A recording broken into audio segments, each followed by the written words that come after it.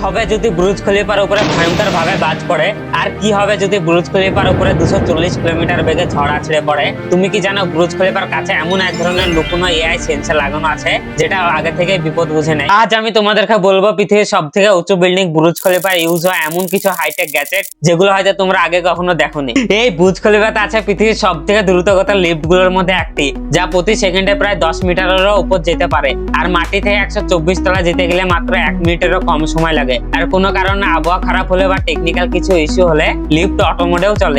এত উঁচু বিল্ডিং এর উপরে 240 কিলোমিটার বেগে ঝড় হলেও কিছু হয় না কেন? তার কারণ হলো এতে আছে বিশাল পরিমাণের পানির পাইপ, যা বিল্ডিং যেদিকে নড়ে ঠিক তার বিপরীত দিকে পানির ধাক্কা খেয়ে বিল্ডিং এর নড়াচড়াকে সমান করে দেয়। এতে বিভিন্ন ধরনের হেভি মেশিন বা মোটরের সাহায্য ছাড়াই সমস্যা সমাধান হয়ে যায়। তুমি কি জানো এত উঁচু বিল্ডিং এর উপরে কাঁচ পরিষ্কার করার জন্য এক ধরনের লুকোনো রোবোটিক ক্লিনিং প্ল্যাটফর্ম থাকে? সেখান থেকে এআই ক্যামেরা বের হয়ে চেক করে কোথায় ময়লা আছে কোথায় ময়লা নেই। যেখানে ময়লা থাকে সেটাকে হাই প্রেসার পানি আর ব্রাশ দিয়ে পরিষ্কার করে দেওয়া হয়। আর এটা প্রায় 109 তলার উপর থেকে স্টার্ট হয়ে যায়। আর এই রোবট সারাক্ষণ কাজ করে, যা মানুষ খালি চোখে নিচ থেকে দেখতে পায় না। তুমি কি জানো পুরো বুর্জ খলিফাতে প্রায় 60 লাখেরও বেশি এলইডি লাইট লাগানো আছে, যেটা দেখতে একটা বড় স্ক্রিনের মতো লাগে। আর এটা বিভিন্ন ধরনের ন্যাশনাল ডে সেলিব্রেশন বা জাতীয় দিবসে এই ধরনের বিশাল লাইট শো করা হয়। আর এটা ছোট্ট একটা সিঙ্গেল কম্পিউটার রুম থেকে কন্ট্রোল করা হয়। আর এটা দেখে মনে হয় যে অনেক বিদ্যুৎ খাবে, কিন্তু আসলে এটাতে অনেক বিদ্যুৎ খায় না। যদি দুবাই গিয়ে থাকো তাহলে দেখতে পাবে বাইরে আগুনের মতো গরম আর ভিতরে খুবই ঠান্ডা।